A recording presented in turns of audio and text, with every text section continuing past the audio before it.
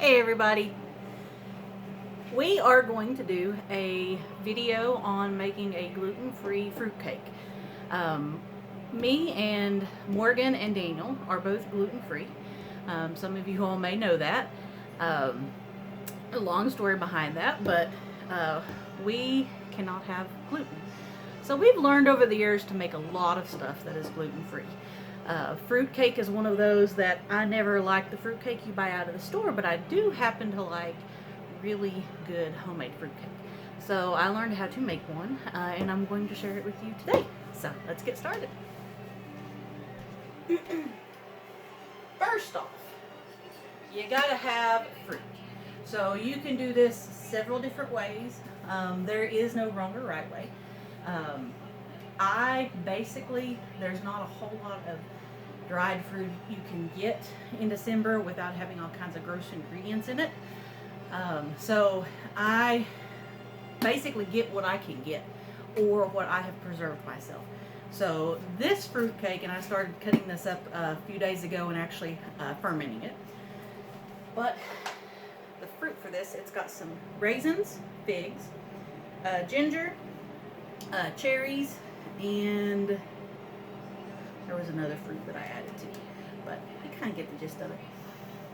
It smells really good at this point. All that ferment's kind of got in there. Now, the ferment is not necessarily a ferment. You can use brandy. A lot of people use that. I like a Grand Marnier.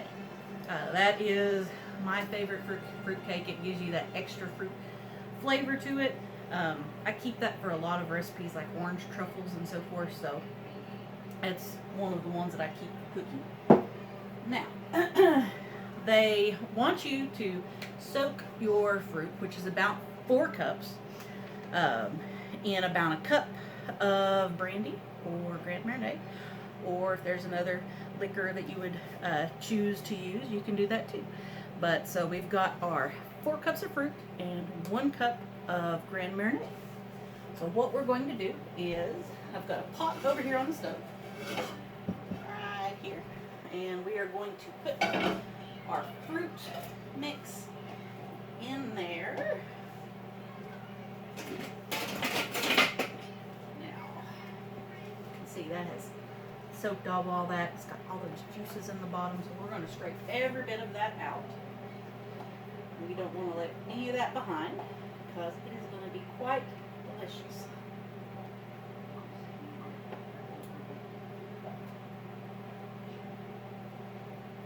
Okay.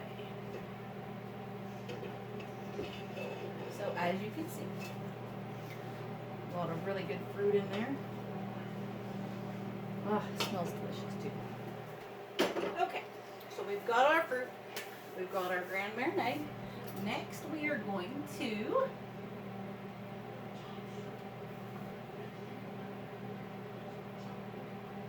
add sugar and butter. So I've got my sugar right here, and we are going to add 1 cup of sugar.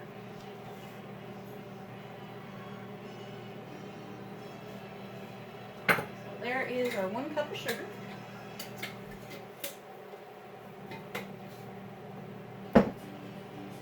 For this recipe, we use 1 stick and 1/4 stick of butter, which is the equivalent to 3/4 cup butter. So 1 stick, 10 tablespoons, either way, and 1/4 of another stick, which comes to 10 tablespoons altogether.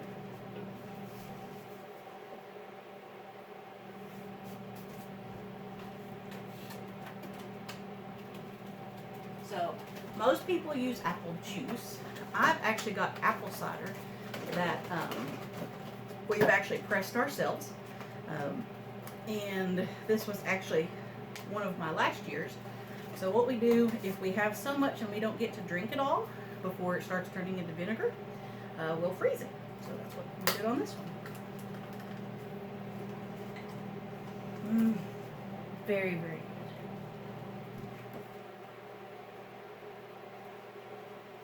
So we will use 1 cup of unfiltered apple cider.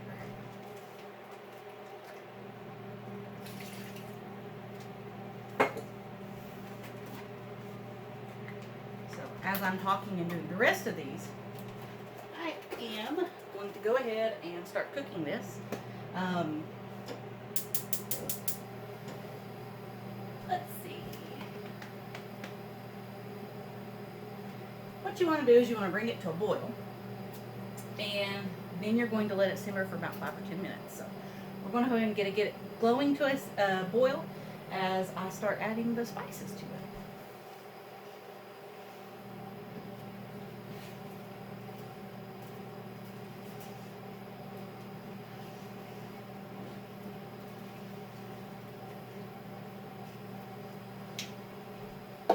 Alright, as far as spices go, we are going to use cinnamon, ginger, allspice, cloves, and nutmeg. This is kind of my go-to, I guess, Christmas variety. If I'm making gingerbread, I almost always use all of those. If I make apple butter, I use those. I do not put ginger in apple butter though, but that's kind of my go-to. So you can add them if you want. You can leave some out. If you don't like one of them, don't use it.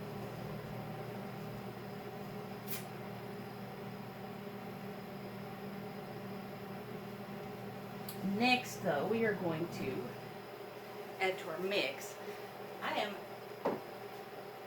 this is kind of what you want to do. I usually use about a tablespoon of orange peel. This is dried orange peel, dried and then chopped up in our spice grinder. We're going to stick that in there, and then lemon peel. So we're going to put a tablespoon of that in there too.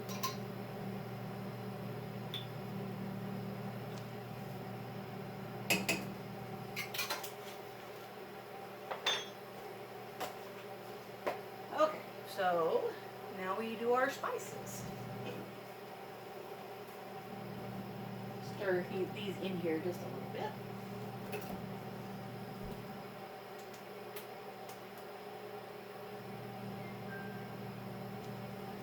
Okay, we are going to do a teaspoon of cinnamon,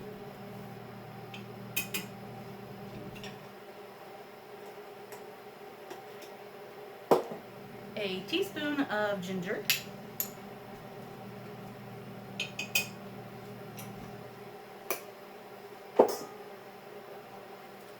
a teaspoon of nutmeg,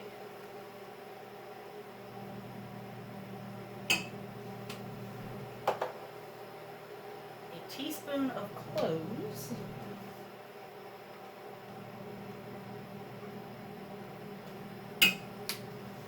and a teaspoon of allspice.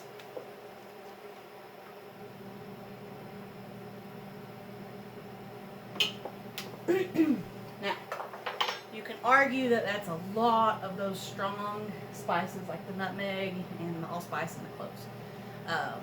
Here's my take on that. I don't like fruitcakes that you buy out of the store, and a lot of other people's fruitcakes. I like that strong flavor. I like to be able to taste something exciting. You are putting a whole lot into these fruitcakes. A lot of ingredients. It's costly, so I want it to just knock your socks off. So I add extras.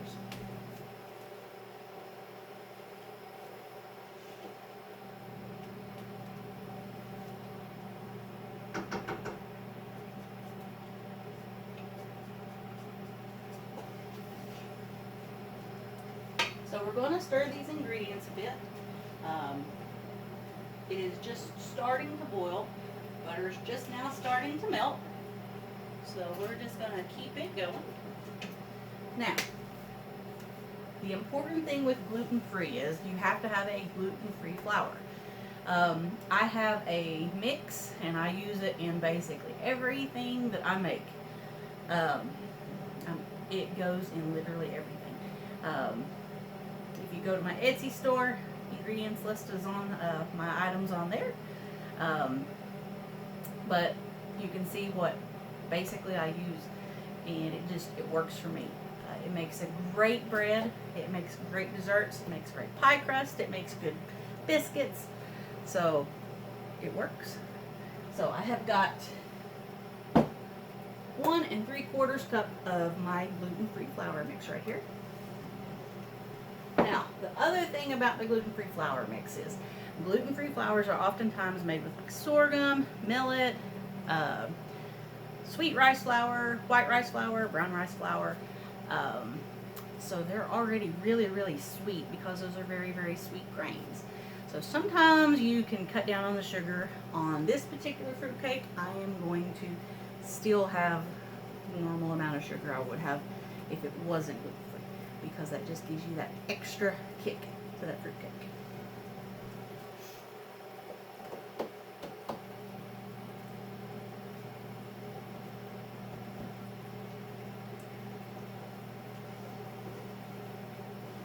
Okay, so the mixture is actually boiling now. It's not a full rolling boil. It is just a boil, which means it's boiling on the edges. Full boiling means rolling boil means that it is boiling all over from the middle. It's going on the sides and it's coming up the middle. So that's what you're looking for. Mine's not quite there yet, so we're just going to let it keep going, and then we're going to turn it down on simmer now. It's getting there now. So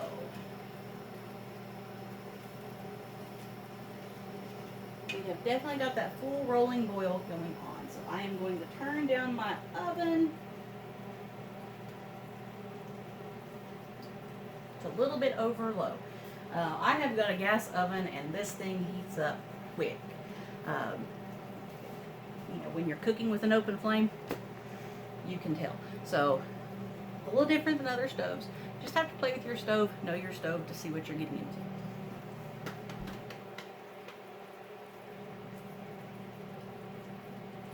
So what we're going to go ahead and do is, over here we have got some pecans. Now it's important in a fruitcake to add nuts. And you can use pecans, you can use walnuts, you can use almonds, whatever you want. Around here in the South, we have a lot of pecans. We also have a lot of black walnuts around here, but not everybody likes the strong flavor of black walnuts, so I tend to use pecans. But you don't want whole pieces of pecan in your fruitcake. So what we're going to do is we're going to chop those up.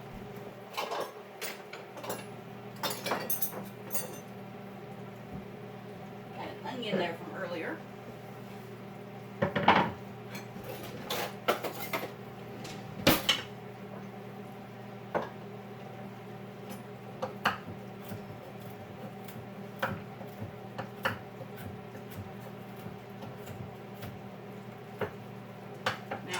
The recipe that I kind of use to go by, and it's not that I actually use, it's just I kind of go by it, says to use half a cup of pecans. I really like pecans in my fruitcake, so I use a cup to cup and a half. So it depends on what you like and what's good for you as to what you use. So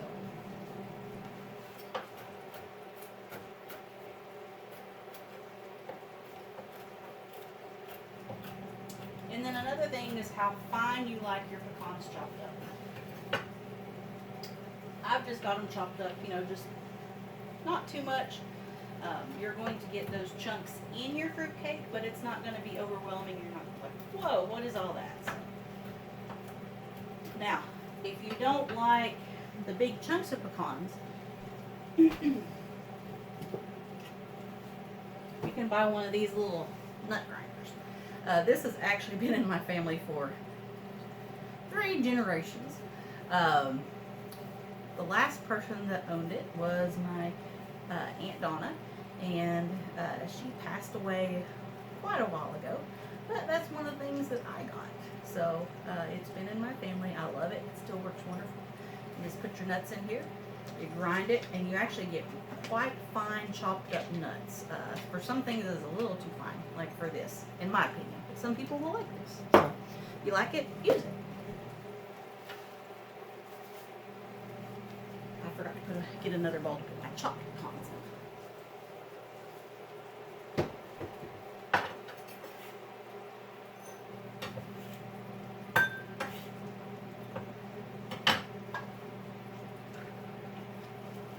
So you want to just kind of stir your fruit mixture as you go. You don't have to, but I like it. Kind of keeps everything going together.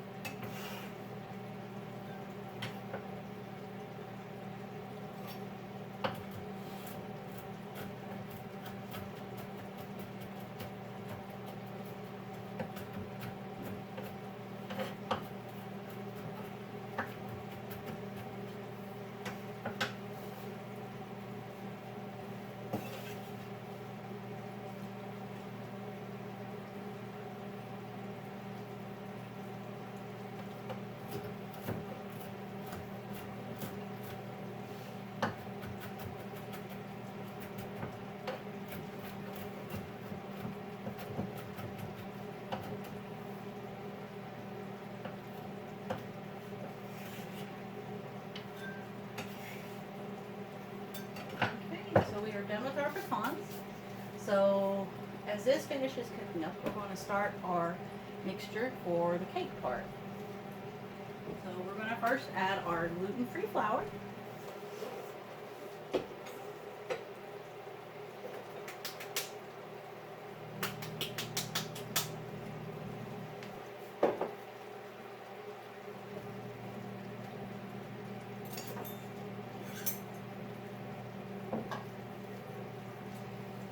There's my teaspoon. So, 1 teaspoon of baking powder.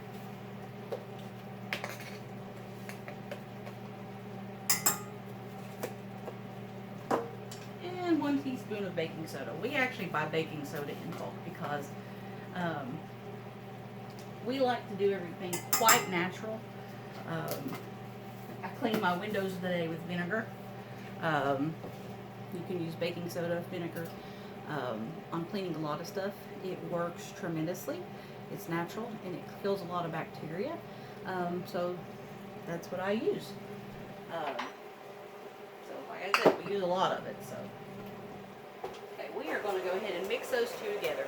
You always want to make sure that your baking soda and baking powder gets mixed in, because you don't want part of your cake to rise and part of it be just the. So you want to make sure you mix it really good. So that's a great job for the mixer.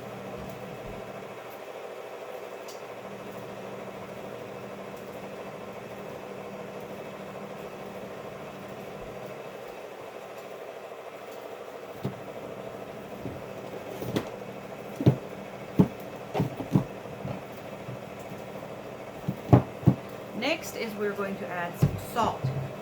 Now, I do not always use salt in everything that I cook with, especially in baked goods, cookies, and so forth.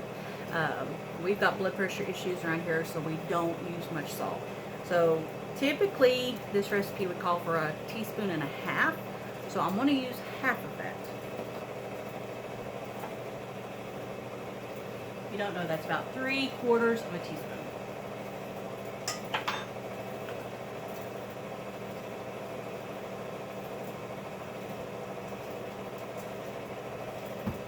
So that's about mixing up. I think the fruit is probably getting close to being ready. It has definitely been simmering about 5 or 10 minutes or so. So let's see how it's going.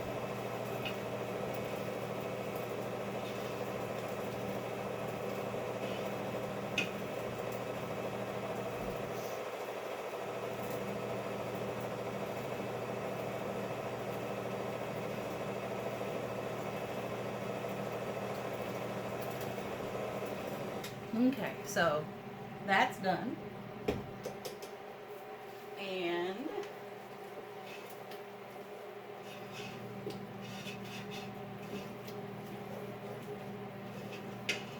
our flour mixture is done pretty nicely.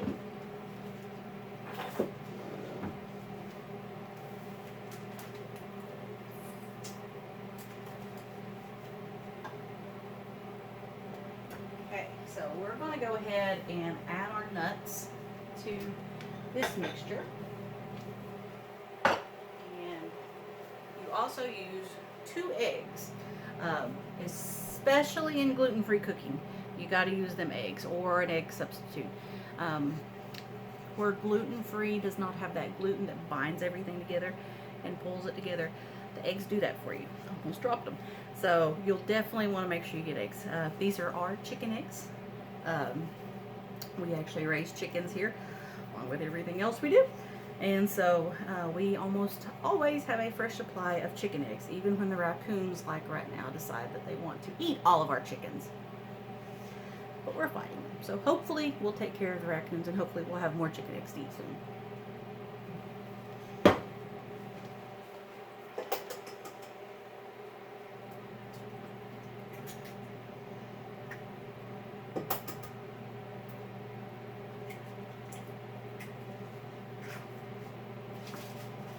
And throw some away. A mess while I'm at it.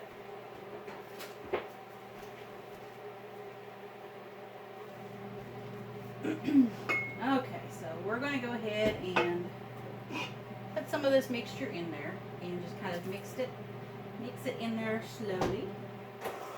Get it going.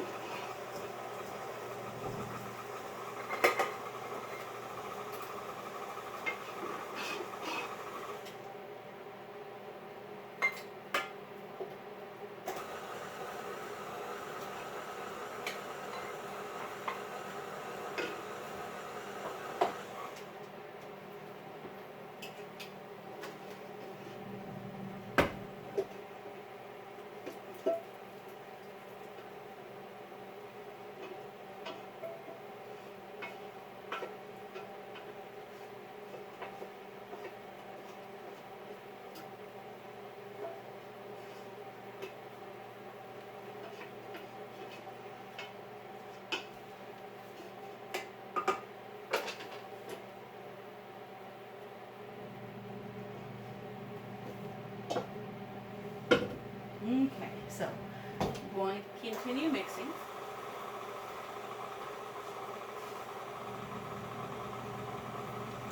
Let that mix all together. Now,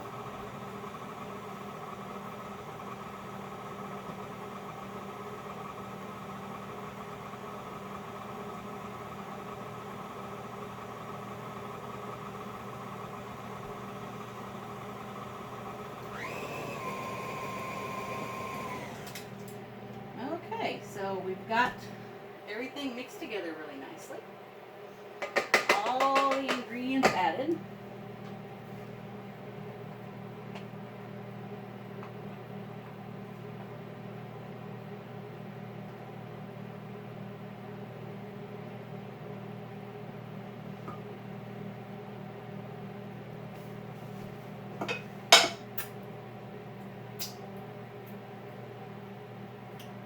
Very delicious.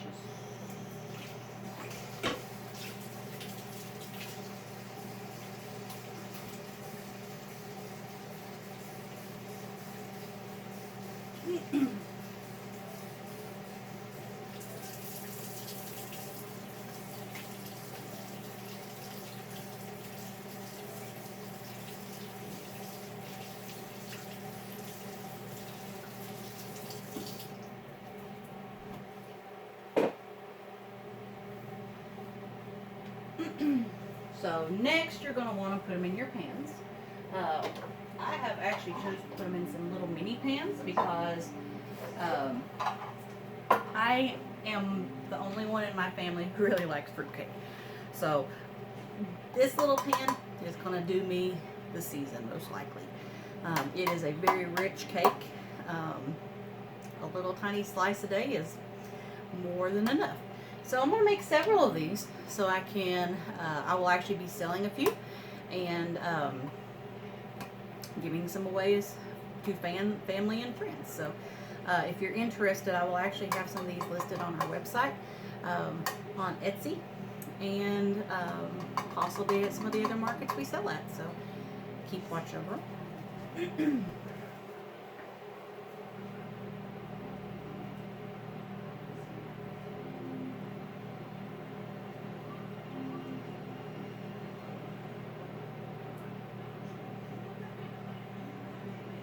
So if you do much gluten-free cooking, you know that gluten-free stuff doesn't do really well on rising. This is not necessarily any differently. It is going to rise, but not too much. So I'm going to fill it really close to the top and go from there.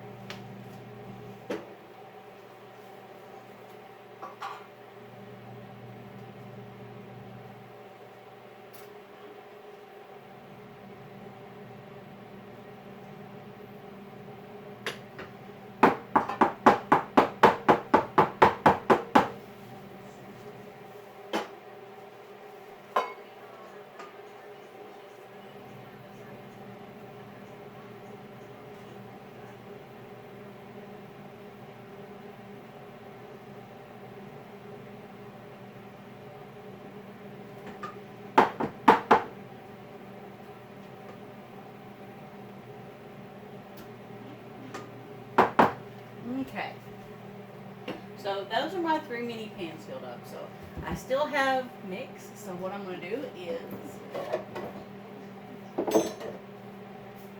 fill up one of my regular loaf pans.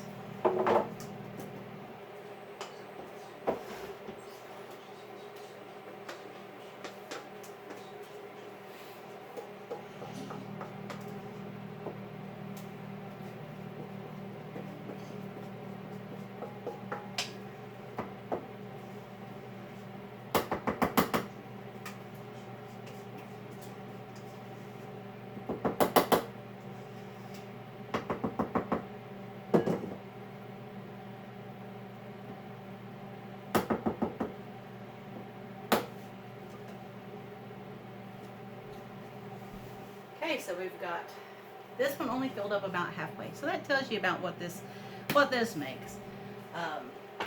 Like I said, it is a very dense cake. It's a fruit cake. So we are going to bake these on 350. Let's see.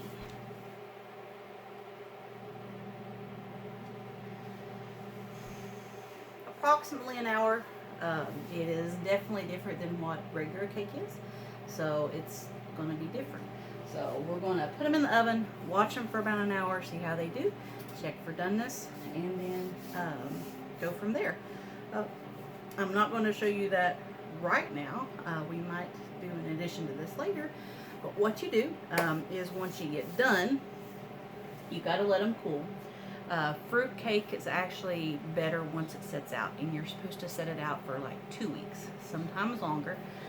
What you do is you actually take a little spray bottle and you'll put your either brandy or Grand Marnier in it, and you'll just spritz it every day. You don't have to get it soaked, just spritz it. That also, the alcohol will keep it from molding or rotting, and it lasts a long time. If I have any left over, I actually put it in the freezer if I don't eat it all within a week or so. But there's that. If you've got any questions, let me know. And I'm hoping to do several more videos with my gluten-free baked goods. So subscribe to our channel and keep up. And I might be doing some giveaways of some free gluten-free baked goods also. Thank you for watching. Bye.